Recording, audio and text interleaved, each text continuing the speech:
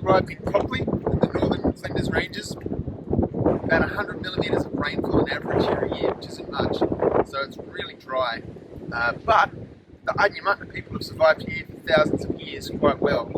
A lot of that was because of the bush tucker, so I'm going to try and find some and show you some of my favourites.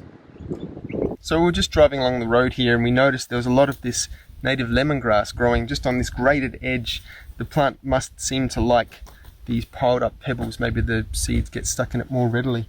Anyway, this was a really important plant, Australia over, but especially to the Adyamatna.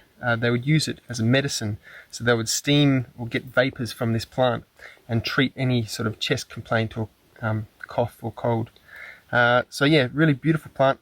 You can make a tea out of it, just like the Asian lemongrass. It's such a beautiful plant, and really hardy.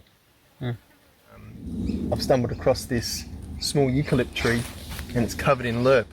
Now, lerp, not all of them, but some of them excrete a sugary casing around them as protection. You can see it on that leaf there, and that sugary casing is delicious.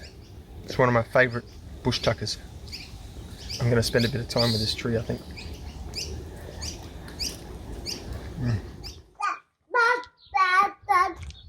So the absolute jewel of the bush tucker realm in Australia, in my opinion, is the Quandong. It's called Quandong from a New South Wales Aboriginal dialect or language.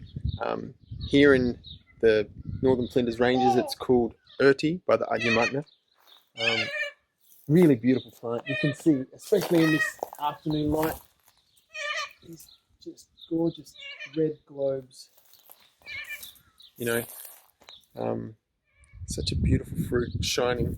And then you get these beautiful complex nuts afterwards. And they have an edible kernel on the inside as well, which can be used for medicine. So yeah, really useful plant and just gorgeous. Cut.